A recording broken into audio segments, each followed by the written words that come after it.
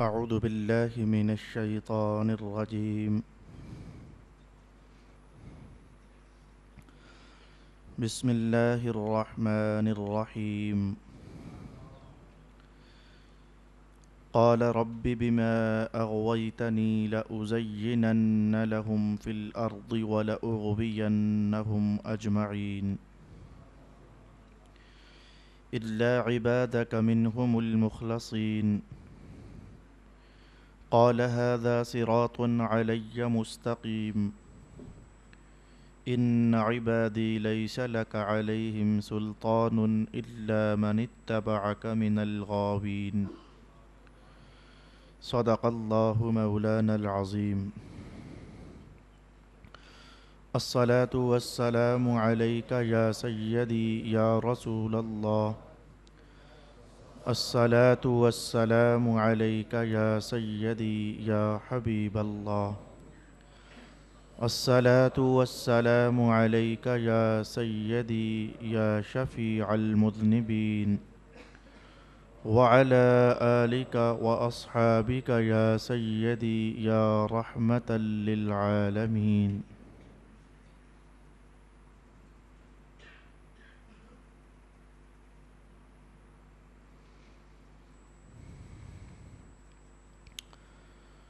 شیطان نے کہا اے میرے رب، چونکہ تو نے مجھے گمراہ کر دیا ہے تو میں ضرور ان کے لیے برے کاموں کو زمین میں خوش نما بنا دوں گا، اور میں ضرور ان سب کو گمراہ کر دوں گا سوائے ان میں سے تیرے ان بندوں کے جو اصحاب اخلاص ہیں۔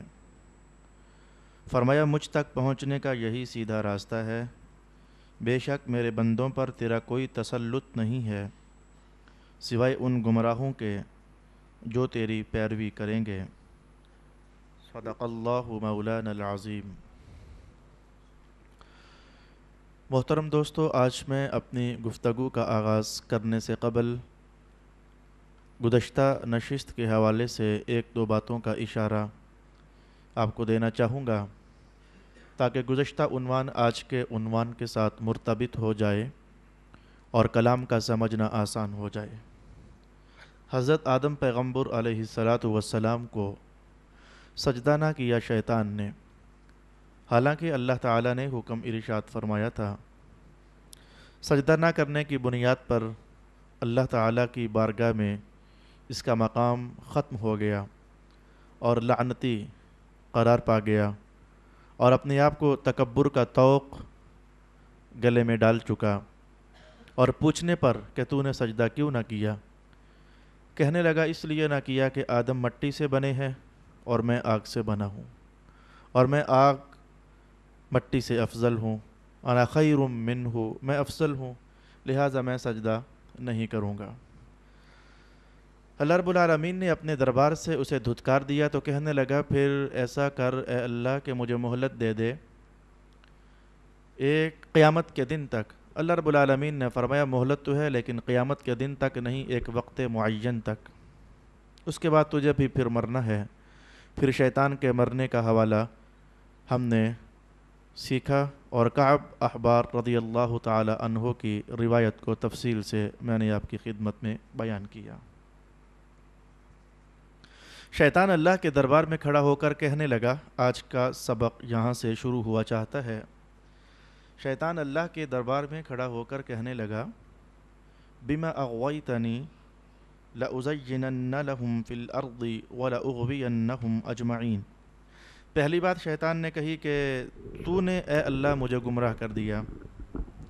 دوسری بات اس نے کہی کہ میں زمین میں گناہوں کو خوش نما بنا دوں گا، مزین کر دوں گا، سجا دوں گا ان آدم زادوں کے لیے۔ اور تیسری بات اس نے کہی کہ میں ان سب کو گمراہ کر دوں گا۔ شیطان نے اللہ کے دربار میں کھڑے ہو کر تیسری بات یہ کہی، اور چوتھی بات شیطان نے کہی کہ جو تیرے مخلص بندے ہیں ان پر میرا داؤ کامیاب نہیں ہوگا۔ یہ اتنی باتیں شیطان نے اللہ تعالیٰ کے دربار میں کہیں۔ آج ہم نے ان تمام باتوں پر ترتیب کے ساتھ گفتگو سماعت کرنی ہے۔ سب سے پہلا حوالہ میں آپ کو حضرت علامہ محمد اسماعیل حقی رحمۃ اللہ علیہ کا دینا چاہوں گا۔ اور اس کے بعد بتانا چاہوں گا کہ اہل سنت والجماعت کا ایمان اور عقیدہ کیا ہے، اور پھر دور حاضر میں ہم اہل سنت والجماعت کا مسلک قرآن اور سنت کے عین مطابق ہے۔ پہلے ہم اس عنوان کو سیکھنا چاہیں گے۔ علامہ اسماعیل حقی فرماتے ہیں کہ ایک طرف آدم علیہ السلام ہے، ایک طرف شیطان ہے۔ آدم علیہ السلام کے کردار کا رخ بھی آپ کے سامنے ہے، شیطان نے جو کچھ کیا وہ بھی آپ کے سامنے ہے۔ آپ فرماتے ہیں کہ میری مراد یہ ہے کہ حضرت آدم علیہ السلام کو روکا گیا تھا کہ یہ مت کھائیے گا، انہوں نے کھا لیا۔ اللہ رب العالمین نے فرمایا کہ ان کا ارادہ نہیں تھا کھانے کا، ہم نے ان کا ارادہ نہیں پایا کھانے کا، بس بھول گئے تھے۔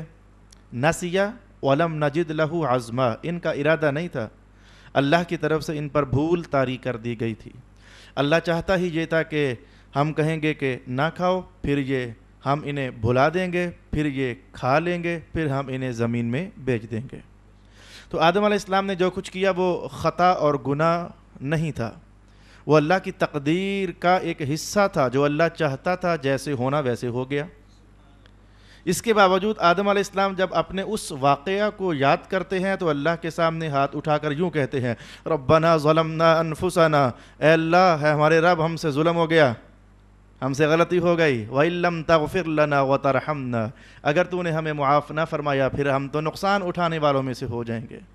یہ ایک تصویر کی جھلک ذرا سامنے رکھیے گا، پھر میں نتیجہ بیان کروں گا۔ ایک طرف یہ شیطان کا کردار دیکھو، اللہ نے فرمایا سجدہ کر، یہاں تقدیر کی کوئی گنجائش نہیں کہ اللہ چاہتا یہ تھا کہ میں کہوں گا کہ سجدہ کر، پھر یہ سجدہ نہیں کرے گا تو پھر ایسا ہو جائے گا، کوئی اس طرح کی بات نہیں تھی۔ اسے ایک ہی حکم تھا اور وہی حکم تھا کہ سجدہ کر، اس نے سجدہ نہ کیا، غلطی کی، خطا کی، چاہیے تو اسے تھا، اسے بلکہ زیادہ چاہیے تھا۔ آدم علیہ السلام سے گناہ نہ ہوا، وہ پھر بھی کہہ رہے ہیں کہ اے اللہ معاف کر دے، اور اس سے گناہ ہوا، لیکن یہ بجائے اس کے کہ کہے کہ اے اللہ معاف کر دے، یہ کہہ رہا ہے اے اللہ تو نے مجھے گمراہ کر دیا۔ بس یہاں سے علامہ اسماعیل حقی ارشاد فرماتے ہیں کہ یاد رکھنا چاہیے کہ ادب کرنا یہ انبیاء کا طریقہ ہوا کرتا ہے، اور بے ادبی میں رہنا یہ شیطانوں کا طریقہ ہوا کرتا ہے۔ کہاں گناہ ہوا ہی نہیں ہے لیکن پھر بھی درد بھر گیا سینے میں، پھر بھی ہاتھ اٹھ گئے اور کہا جا رہا ہے ربنا ظلمنا انفسنا۔ صاحب کمال ہمیشہ اپنے آپ کو خطاوار سمجھا کرتا ہے، صاحب کمال ہمیشہ اپنے آپ کو کم تر سمجھا کرتا ہے، اس کا یہ عجز ہی تو اس کا کمال ہوا کرتا ہے۔ اور جو اندر سے کھوکھلا ہوتا ہے، جس میں کمال کی ایک رمق بھی نہیں ہوتی ہے، وہ ذرا اچھل اچھل کر کچھ بتانا چاہتا ہے اور وہ تکبر کی روش اختیار کرتا ہے، اور سامنے اگر اللہ بھی ہو تو اللہ کو بھی وہ یوں کہہ دیتا ہے بما اغویتنی، تو نے مجھے گمراہ کر دیا ہے۔ بس یہاں سے دو کردار، ادب کا کردار اور بے ادبی کا کردار آپ کے سامنے ہوا۔ دوسری بات میں کہنا چاہوں گا کہ ہم اہل سنت والجماعت کی کتابوں کے اندر یہ عقیدے کا مسئلہ پڑھایا جاتا ہے، اگر کبھی تم سے کوئی اچھائی ہو جائے تو کہنا کہ اے اللہ یہ تو نے کروائی ہے، تیری توفیق سے ہوئی، اور اگر تم سے کوئی خطا ہو جائے تو مت کہنا کہ اے اللہ تو نے کروائی ہے، بلکہ کہنا اے اللہ میری نفس کی شامت ہے، یہ میری شامت اعمال ہے، یہ میری بدبختگی ہے، یہ میری بدقسمتی ہے۔ اچھائی اللہ کی طرف منسوب کرنی، برائی اپنی طرف منسوب کرنی، یہ ہم اہل سنت والجماعت کا عقیدہ ہے۔ لیکن یہاں تو حال ہی کچھ اور ہوا پڑا ہے، یہاں تو تماشا ہی بگڑا پڑا ہے۔ جو اچھائیاں کرنے والے ہیں وہ پھر بھی مارے ڈر کے، مارے خوف کے، مارے عجز کے دربار میں ہاتھ اٹھائے ہیں، اے اللہ ظلم کر بیٹھے ہیں معاف فرما دے۔ اور جس نے خطا کی ہے بجائے اس کے کہ وہ یہ کہتا اے اللہ مجھ سے خطا ہوئی مجھے معاف کر دے، وہ اپنی خطا کو اللہ کی طرف منسوب کر رہا ہے۔ بما اغویتنی، اے اللہ تو نے ہمیں اغوا کر دیا، تو نے ہمیں گمراہ کر دیا۔ یہ اغوا کرنا اسی سے ہے، گمراہ کر دینا، جس راستے میں بندہ ہوتا ہے اسے اس راستے سے ہٹا دینا، اسے کہتے ہیں اغوا کر لینا۔ صلی اللہ علی حبیبہ محمد و آلہ و اصحابہ اجمعین۔ تو آج میں آپ سے کہنا چاہوں گا کہ اہل سنہ والجماعت کا مسلک آج یہی ہے، ادب کرنا ہے ہمیشہ اللہ کے دربار میں، ادب کرنا ہے ہمیشہ رسول اللہ کے دربار میں، ادب کرنا ہے ہمیشہ رسول اللہ کی نسبتوں کا، ادب کرنا ہے ہمیشہ مصطفیٰ جان رحمت کی شانوں کا، ادب کرنا ہے ہمیشہ حضور کے صحابہ کا، ادب کرنا ہے ہمیشہ رسول اللہ کی آل اطہار کا، ادب کرنا ہے ہمیشہ اولیاء امت کا، ادب کرنا ہے ہمیشہ محدثین اور مفسرین کا، ادب ادب ادب۔ بلکہ میرے استاد گرامی حضرت علامہ سید ریاض حسین شاہ صاحب دامت برکاتہم القدسیہ سے ایک موقع پر کسی شخص نے سوال کیا کہ شاہ صاحب اللہ نے آپ کو مقام دیا، کمال دیا، رفت دی، بلندی دی، علم دیا اور بہت کچھ نوازا، آپ بتا سکتے ہیں کہ اس کا راز کیا ہے؟ اس موقع پر میرے استاد گرامی فرمانے لگے کہ یہ سارا کمال اللہ نے مجھے ادب کی وجہ سے عطا فرمایا ہے۔ بزرگوں کے قدموں میں بیٹھ جانا، مشائخ کے قدموں میں بیٹھ جانا اور پھر ان کا ہو جانا، ان کے لیے پھر بک جانا، یا اس ادب نے یہ کمال مجھے عطا فرمایا ہے۔ اور بے ادبی کی روش یہ ہمیشہ شیطان کی روش ہوتی ہے۔ میں یوں کہوں گا کہ میں بات کیا یہاں سے شروع کروں کہ بندے کو بندہ ہی نہ سمجھنا، وہ یہ تو کچھ نہیں، کیا ولی کو ولی ہی نہ سمجھنا، میں کہوں گا یہ بات بھی ذرا کم ہے۔ میں کہوں گا نبی کو نبی ہی نہ سمجھنا بہت بڑا جرم ہے، لیکن جتنا جرم قرآن نے شیطان کے بارے میں کہا اس سے تو کم ہے نا۔ شیطان نے گویا اللہ کو اللہ ہی نہ سمجھا، بندے کو بندہ نہ سمجھنا یہ تو کچھ بھی نہیں، وہ اللہ کو اللہ نہیں سمجھ رہا ہے، اس کا مقام نہیں سمجھ رہا ہے اور اس کا مرتبہ نہیں سمجھ رہا ہے، اس کے مقام الوہیت سے جیسے وہ ناآگاہ ہو رہا ہے اور کہہ رہا ہے بما اغویتنی، اے اللہ تو نے مجھے گمراہ کر دیا۔ یہ پہلی تین باتیں کہنے کے بعد ہم ذرا کچھ اور آگے بڑھ جانا چاہیں گے۔ اسی پہلے کلام سے ائمہ تفسیر نے کچھ اور نکات بھی نقل فرمائے۔ پہلا کلام میری مراد ہے قرآن حکیم کے یہ الفاظ، شیطان نے اللہ کے دربار میں کہا بما اغویتنی۔ اب میری مراد تفسیر کا پہلو نمبر 2 ہوگا، یہ جو ہے بی ما اسے میں آپ کی زبان میں کہوں گا، عربی میں کہتے ہیں با سببیت کی ہے، اور میں آپ کو یوں کہنا چاہوں گا علامہ اسماعیل حقی نے بیان کیا بی ما اغویتانی، اے اللہ جس وجہ سے تو نے مجھے گمراہ کیا۔ چلو یہ تو نے مجھے گمراہ کیا اس بات کو اب سمیٹو، جس وجہ سے میں دھتکارا گیا، یوں کہیے اب جس وجہ سے میں تیرے دربار سے بھگا دیا گیا۔ اب چونکہ عنوان ہمیں اگلا سیکھنا ہے، جس سبب سے میرے ساتھ یہ ہوا میں اسی سبب میں اس کی اولاد کو مبتلا کر دوں گا، چھوڑوں گا تو نہیں۔ بس یہ سبق نمبر 2 سیکھے آج کا، یا سبق نمبر 3 یا 4۔ جس سبب سے میرا یہ حشر ہوا اسی سبب میں انہیں ڈالوں گا، یہ اللہ کو وہ کہہ کر آیا۔ ہاں دیکھتے ہیں کہ ذرا شیطان کا یہ حشر کس سبب سے ہوا۔ رب کائنات نے کہا کہ سجدہ کرو، اس نے کہا نہیں کرتا،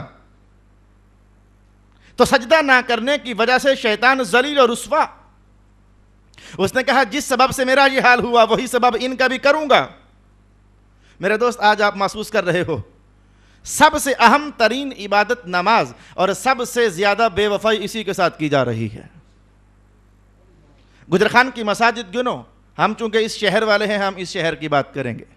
کیا وجہ ہے کہ عید کا دن ہو تو مسجد بھرنے کے بعد باہر تک بھی لوگ چلے جائیں، جمعے کا دن ہو تو مسجد بھرنے کے بعد لوگ باہر تک بھی چلے جائیں، لیکن جب جمعہ بھی نہ ہو اور عید بھی نہ ہو تو میں کہوں میں کئی بار اس مسجد میں نماز پڑھنے کے لیے آیا، اتفاق سے گزرتے تو ظہر کے اندر مجھے 2 صفیں نظر آئیں، عصر کے اندر مجھے 1.5 صف نظر آئی، مغرب میں مجھے 2.5 صفیں نظر آ گئیں۔ اس موقع پر یہ سارے مسلمان کہاں ہوتے ہیں؟ جاننا چاہیے کہ پیچھے سے کوئی تمہارا دشمن تمہیں خنجر مار کر کے برباد کر دینا چاہتا ہے۔ اس نے تمہارے معاملات کو ایسا الجھا دیا ہوا ہے کہ تمہیں مسجد کے راستے میں آنے کی توفیق ہی میسر نہیں ہو رہی ہے۔ اس نے تمہارے معاملات میں تمہیں ایسا پھنسا دیا ہے کہ تم خود یہ سمجھتے ہو کہ اچھا جاتے ہیں، کرتے وہ نماز کا زمانہ گزار چکا ہے۔ اصل میں وہ کہہ کر آیا تھا جس سبب سے میرا یہ حشر ہوا ہے میں اسی سبب سے ان کو بھی برباد کر کے رکھ دوں گا۔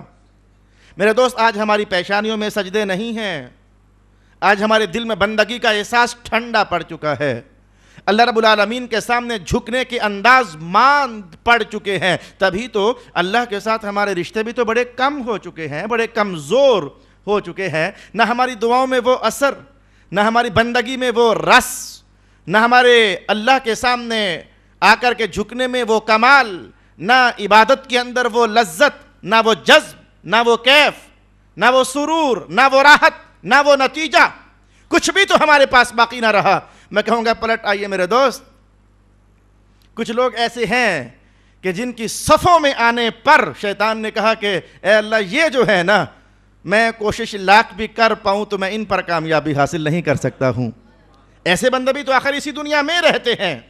میں ان قریب بیان کروں گا کہ مخلصین، یہ مخلصین کون لوگ ہیں، کن کے بارے میں شیطان نے کہا کہ ان پر میرا زور نہیں چل سکتا. لیکن ابھی تک میں نے آپ کو صرف یہ بتایا کہ اس نے کہا کہ جس سبب سے میرا یہ حشر ہوا، لعنت مجھ پر ڈال دی گئی، تیرے دربار سے دھتکار دیا گیا، تو اسی سبب میں انہیں بھی مبتلا کر دوں گا. کیا نماز نہ پڑھنا یہ اسے ہم رحمت کہیں گے یا اسے ہم لعنت کہیں گے؟ اللہ کے دربار سے بھاگ جانا کیا اسے رحمت کہا جائے گا یا اسے پھر لعنت کہا جائے گا؟ اعوذ باللہ من الشیطان الرجیم، بسم اللہ الرحمن الرحیم. قال رب بما اغویتنی لأزینن لهم فی الارض ولأغوینہم اجمعین. مجھے اس موقع پر یاد پڑتا ہے کہ حضرت امام جلال الدین سیوطی نے شیطان کی ایک لمبی تقریر نقل کی ہے کہ اس نے آتے آتے یہ بھی کہا، یہ بھی کہا، یہ بھی کہا، یہ بھی کہا، یہ بھی کہا اور یہ بھی کہا.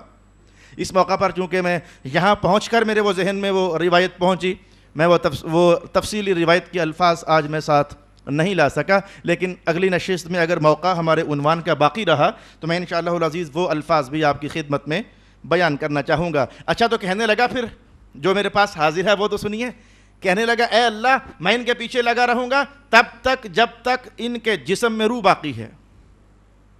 میں صبحوں میں ان کو لوٹنا چاہوں گا، راتوں میں ان کو لوٹنا چاہوں گا، انہیں برباد کر دینا چاہوں گا. جب تک ان کے جسموں میں روح باقی ہے میں انہیں لوٹتا رہوں گا، لوٹتا رہوں گا، لوٹتا رہوں گا. اس کا یہ بے باکانہ کلام جب اللہ رب العالمین نے سنا تو اللہ کی رحمت بھی جوش میں آ گئی اور مولا کائنات نے اسے دو بدو جواب دیا اور ارشاد فرمایا کہ ٹھیک ہے، پھر تو انہیں جب تک گمراہ کرتا رہے گا کرتا رہے، جب بھی ان کے ہاتھ اٹھیں گے میں بھی فوراً معاف کروں گا.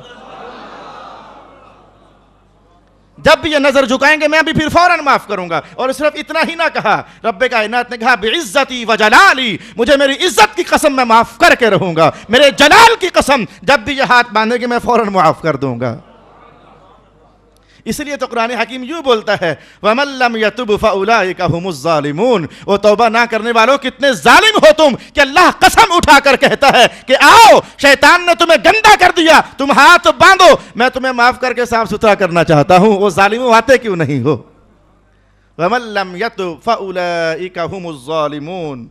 جو توبہ کرنے والے ہیں، جو توبہ نہیں کرنے والے ہیں، وہ اپنے آپ پر ظلم کر رہے ہیں. اس لیے اللہ اکبر، صوفیاء کرام اس بندے کو، جو بندہ زیادہ نمازی ہو، اس بندے کو جو زیادہ اللہ اللہ کرنے والا ہو، اپنے اس مرید کو اور اس سالک کو جو زیادہ اللہ کی طرف راغب ہو، اسے ایک وظیفہ تلقین کرتے ہیں. اور وہ وظیفہ کیا ہے؟ تیسرا کلمہ کہتے ہیں پڑھا کرو سبحان اللہ والحمد للہ ولا الہ الا اللہ واللہ اکبر. یہ پڑھتے رہا کرو، پڑھتے رہا کرو. یہ پڑھنے سے شیطانی قوتوں کی کمزوری واقع ہو جاتی ہے، وگرنہ شیطان تمہیں زیادہ لوٹے گا. یہ میں نے کہا تمہیں زیادہ لوٹے گا، یہ مجھے بات کہاں سے یاد پڑ گئی ہے، حوالہ آگے ذرا آنے والا. لیکن میں بتاؤں کہ صاحب ایمان کو شیطان زیادہ لوٹنا چاہتا ہے، صاحب رحمت کو شیطان زیادہ لوٹنا چاہتا ہے. یہ روایت مجھے کہاں سے یاد پڑ گئی؟ حضرت علی المرتضیٰ رضی اللہ تعالی عنہ نے ایک موقع پر ارشاد فرمایا، حوالہ اس کا روح البیان کا ہے. آپ نے ارشاد فرمایا کہ یہودیوں کی نماز میں اور ہماری نمازوں میں ایک فرق ہے، عیسائیوں کی نمازوں میں اور ہماری نمازوں میں ایک فرق ہے، اور وہ فرق یقین جانے میں تو کہوں گا کہ بڑا خوش کر دینے والا ہے. آپ نے فرمایا کہ ہم ایمان والوں کی نمازیں جو ہیں ان میں شیطان آ کر ہمیں وسوسے ڈالنا چاہتا ہے، کبھی توجہ ادھر کبھی ادھر لے جانا چاہتا ہے. لیکن جب یہودی نماز پڑھتا ہے تو اس کی توجہ نہ ادھر جاتی ہے نہ ادھر جاتی ہے، ڈائریکٹ اللہ کی طرف رہتی ہے. نماز یہودی کی، توجہ اللہ کی طرف، شیطان اسے گمراہ نہیں کرتا، اس کی توجہ کو لوٹتا ہی نہیں.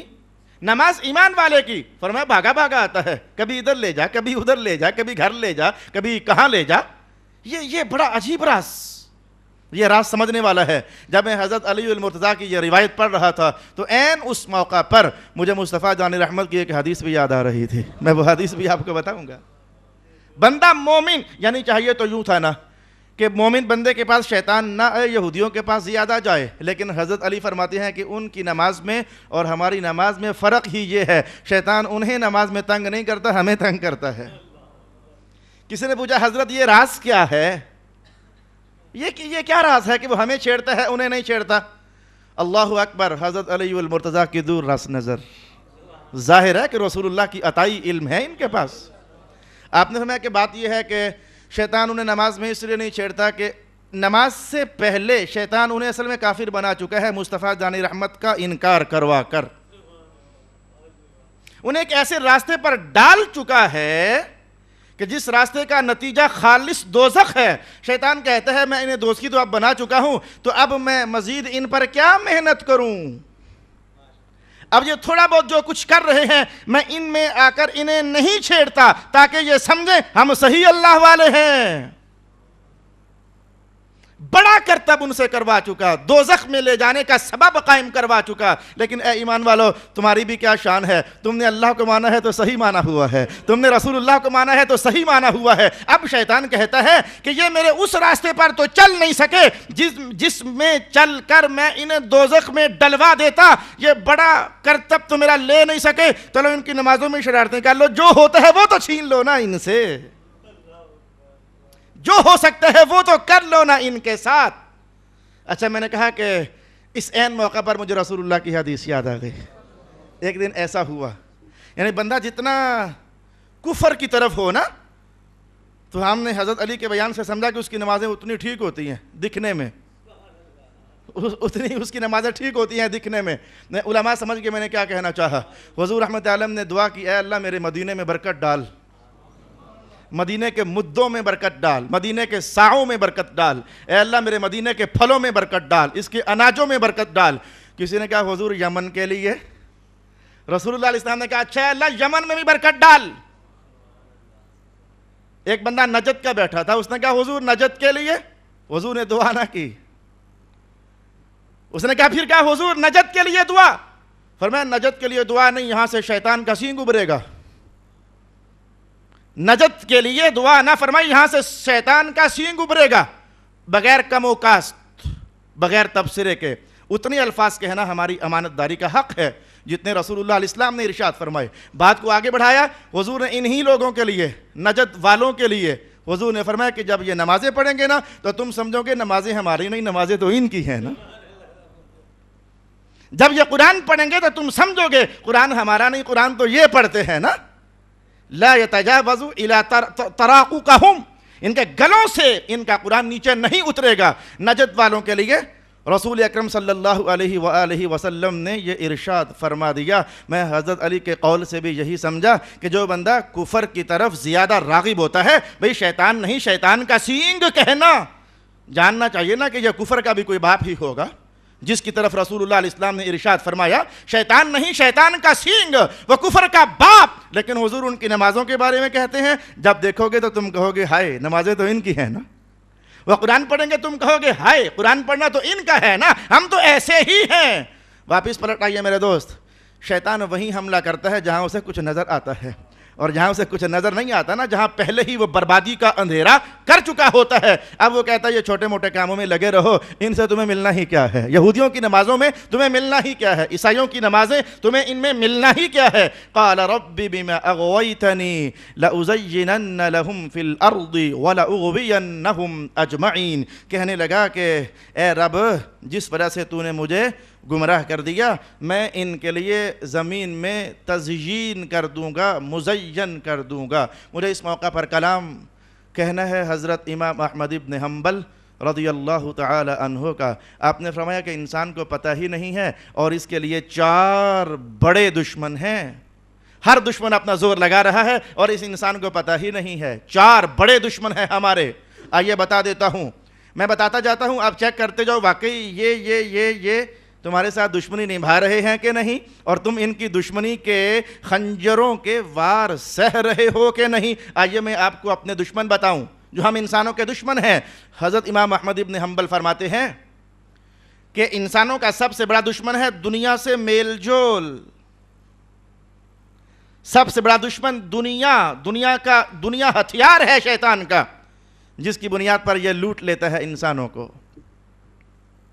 ایک موقع پر کچھ لوگ حضرت ابو مدین کے پاس آئے رضی اللہ تعالی عنہ، اور انہیں یہ اکابر اولیاء میں سے ایک ولی اللہ کا بیان ہے، تو آ کر کہنے لگے حضرت مہربانی فرمائیں کوئی وظیفہ دیں، شیطان بڑا تنگ کرتا ہے۔ شیطان بڑا تنگ کرتا ہے، کوئی وظیفہ دے دیں. حضرت ابو مدین کہنے لگے اور ظالموں شیطان ابھی اٹھ کر گیا یہاں سے، تو وہ مجھے تمہاری شکایت کر رہا تھا، تم مجھے اس کی شکایت کرنے آ گئے ہو، وہ مجھے تمہاری شکایت کر رہا تھا. کہا حضرت وہ کیا کہہ رہا تھا؟ کہا کہ آپ نے فرمایا کہ شیطان کہہ رہا تھا کہ میں ہر بندے کی آخرت تو برباد نہیں کرتا، میں ہر بندے کی آخرت تو برباد نہیں کرتا. یہ تو قرآن کا بھی بیان ہے، الا عبادک منہم المخلصین، اے اللہ جو تیرے پاک باز ہیں انہیں تو میں ان پر تو میرا وار نہیں چلتا. اس نے کہا میں ہر بندے کی آخرت برباد نہیں کرتا، میں صرف اسی کی آخرت برباد کرتا ہوں جو میری دنیا میں ہاتھ مارتا ہے آ کر، جو میری دنیا میں آتا ہے جھپٹنے کے لیے، میں اس کی آخرت برباد کر دیتا ہوں. اپنے مریدوں سے کہو آخرت بچانا چاہتے ہو تو دنیا کو چھوڑ دو پھر، اور اگر دنیا میں ہاتھ مارو گے تو میں تمہاری آخرت برباد کر دوں گا. دنیا سب سے بڑا ہتھیار ہے شیطان کا. اگر نہیں سمجھے تو میں یوں بتا دیتا ہوں، دنیا میں بہت ساری چیزیں ہیں. عورت کو تم نے دیکھا، یہ دنیا کا ایک حصہ ہی تو ہے.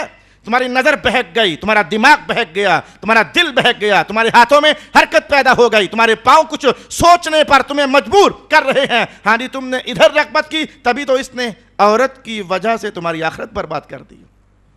اور اگر تم اس کی دنیا میں نہ جھانکتے اور رسول اللہ کا فرمان سامنے رکھتے، کون سا فرمان؟ رسول اللہ علیہ السلام نے فرمایا کہ جب کسی کے سامنے سے کوئی عورت گزر جائے اور وہ نظر جھکا لے اس ڈر سے کہ اللہ ناراض ہو جائے گا، وہ نظر جھکا لے اس ڈر سے کہ رسول اللہ ناراض ہو جائیں گے، اب وہ جا کر کوئی نماز پڑھ کر دیکھے، کوئی عبادت کر کے دیکھے، اللہ اس کی عبادت میں سرور پیدا فرما دے گا.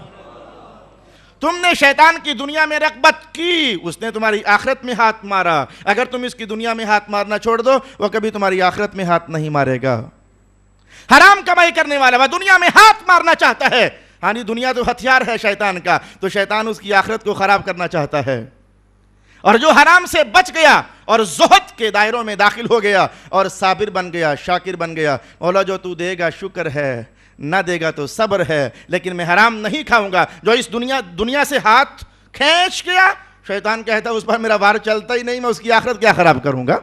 تو امام احمد ابن حنبل فرماتے ہیں کہ دنیا کی محبت، حب الدنیا رأس کل خطیئۃ، یہ دنیا کی محبت ہر برائی کی جڑ ہے، ہر خطا کی جڑ ہے. لیکن اس سے قبل میں کئی بار بتا چکا، جتنا ادھر رہنا ہے اتنا کمانا برا نہیں ہے. نماز کا ویلا تب بھی تمہیں دنیا یاد آئے، عبادت کا ویلا پھر بھی تمہیں دنیا یاد آئے، اللہ تمہیں آوازیں مارے پھر تمہیں پھر بھی دنیا یاد آئے، رسول اللہ تمہیں بلائیں تمہیں پھر بھی دنیا یاد آئے. ہاں جی یہ بندہ ہے جو دنیا کا بندہ ہے. اللہ کا بندہ وہ اللہ کا وقت اللہ کے نام کرتا ہے، دنیا کا وقت دنیا کے نام کرتا ہے. اس نے تقسیم کیا ہوتا ہے اپنی زندگی میں، دنیا کے اوقات دنیا کے لیے اور آخرت کے اوقات آخرت کے لیے. تو آپ نے فرمایا کہ دنیا سب سے بڑا ہتھیار ہے شیطان کے لیے. تو کسی نے شیطان سے پوچھا کہ پھر اس ابو مدین کا کیا کرتا ہے؟ تو یہ تو ذرا بڑا مخالف ہے. اس ابو مدین کا تو کیا کرتا ہے؟ اگر تو اسے گمراہ کرنا چاہے تو کیا تو کر سکتا ہے؟ اس نے کہا ابو مدین پر حملہ کرنا ایسے ہی ہے جیسے سمندر میں پیشاب کرنا. ابو مدین پر حملہ کرنا ایسے ہی ہے جیسے سمندر میں پیشاب کرنا. یہ کیا بات ہوئی؟ یہ کیا بات ہوئی سمندر میں پیشاب کرنا؟ یاد رہے کہ چھوٹے ٹپ میں پیشاب کر دو سارا پانی پلید ہو جاتا ہے، سمندر میں پیشاب کرو تو کچھ اثر واقعہ نہیں ہوتا، وہ پلید ہوتا نہیں ہے. یہ رسول اللہ علیہ السلام کا ارشاد ہے، سمندر کا پانی پلید ہوتا نہیں ہے. اس نے کہا ابو مدین کو گرانا ایسے ہی ہے جیسے سمندر میں پیشاب کرنا. مطلب یہ تھا کہ جتنا بھی زور لگا لوں نا یہ ابو مدین کا بچہ باز نہیں آتا ہے اللہ کی بندگی سے، اور یہ میرے قابو میں آنے والا نہیں ہے. یہ وہی بیان ہے اس کا جو اللہ کو دے کر آیا تھا، الا عبادک منہم المخلصین. اچھا حضرت امام احمد ابن حنبل فرمانے لگے انسان کا دوسرا دشمن شیطان ہے. انسان کا دوسرا دشمن شیطان ہے. اچھا امام احمد ابن حنبل نے نسخہ بھی ساتھ بتایا. فرمایا پہلا ہتھیار دنیا شیطان کا تمہارا دشمن ہے. اگر تم اس دشمن سے بچنا چاہتے ہو تو لوگوں کے ساتھ میل جول کم رکھو، تعلقات کم رکھو. یہ راز آپ کو نہیں سمجھ آئے گا. میل جول کم رکھو، تعلقات کم رکھو.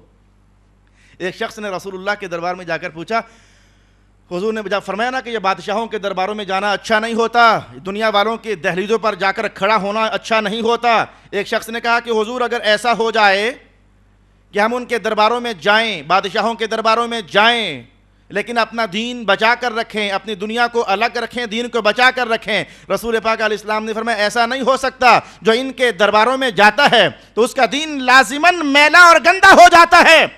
تو لوگوں سے میل جول، تعلقات کم رکھنا، یہ حضرت علی المرتضیٰ نے ایک موقع پر ارشاد فرمایا تھا، جو ملے جلے گا کم وہ باتیں کم کرے گا، جو باتیں کم کرے گا اس سے غلطیاں کم ہوں گی، جو غلطیاں کم کرے گا وہ اللہ کا زیادہ قرب پا جائے گا، اور جو ملے جلے گا زیادہ وہ باتیں زیادہ کرے گا، جب باتیں زیادہ کرے گا وہ غلطیاں بھی زیادہ کرے گا، جب غلطیاں زیادہ کرے گا اللہ کو ناراض بھی زیادہ کرے گا۔ تو دنیا بہت بڑا دشمن، اسی لیے مصطفیٰ جان رحمت کی حکمت عملیاں اور دانائیاں سمجھو۔ میں ایک راز کی بات بتا دوں، ایسا ممکن نہیں تھا، روزے سال بعد آتے ہیں نا، لیکن لگاتار ہی آ جاتے ہیں، درمیان میں کوئی ناغہ ہے ہی نہیں ہے۔ ایک راز کی بات سمجھنا ذرا، بھئی روزے دیکھو درمیان میں ناغہ ہی کوئی نہیں، لیکن نمازیں صرف 5 ہیں، لیکن درمیان میں ناغے وقفے، فجر کے بعد وہ آگے جا کر ظہر، کبھی سوچا؟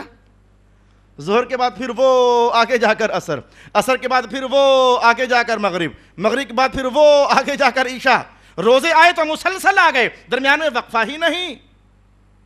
اچھا جناب نمازیں آئیں تو درمیان میں وقفے، ہاں جی فجر کے بعد ظہر میں بہت وقفہ ہے۔ یہ راز کیا تھا؟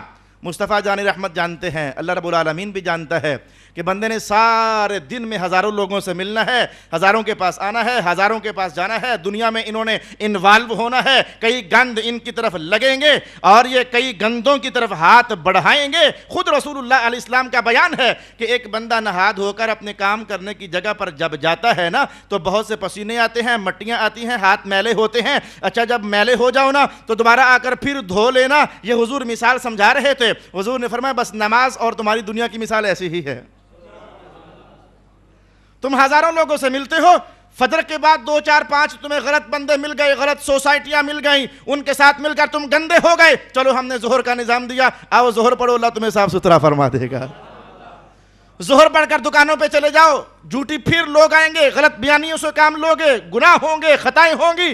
اچھا کر لو جو کرنا ہے، اجازت نہیں ہے، لیکن میں ایک جو راز کی بات مذہب کی وہ سمجھا رہا ہوں۔ اچھا جو ہو گیا سو ہو گیا، میں نے یہ نہ کہا کہ جو کر لو سو کر لو، کہیں اجازت نہ سمجھنا اسے، اب جو ہو گیا سو ہو گیا۔ اچھا جی عصر کا ویلا، حضور نے کہا اچھا پھر نماز پڑھنے آ جاؤ، جو ہو گیا ہے اللہ پھر معاف فرما دے گا۔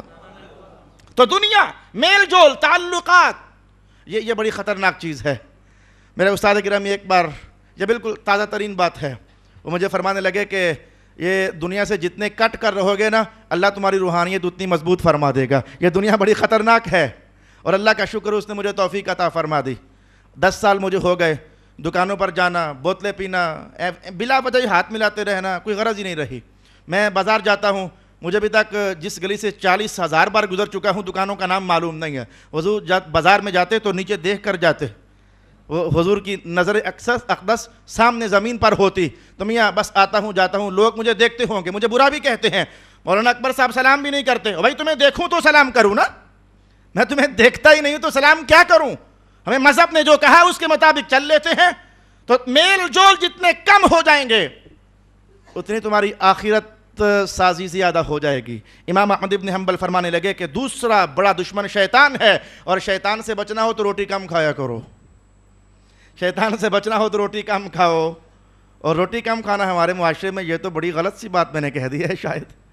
پھر دکانداروں اللہ آپ کا بھلا کرے، ناشتہ کرنا ہے، دوپہر کا کھانا بھی کھانا ہے اور شام کا بھی کھانا ہے، لیکن درمیان میں جو 40,000 چسکے ہیں، سموسوں والا گزرا 2 سموسے، مٹھائی والا گزرا 2 مٹھائیاں، قہوے والا پٹھان گزرا 2 کپ قہوہ، ہاں جی مہمان آ گیا 7 چائے ہو گئی، یہ سارا دن نظام چلتا رہتا ہے۔ لیکن آؤ میں محدث شہیر حضرت ملا علی قاری کا بیان آپ کو سناؤں۔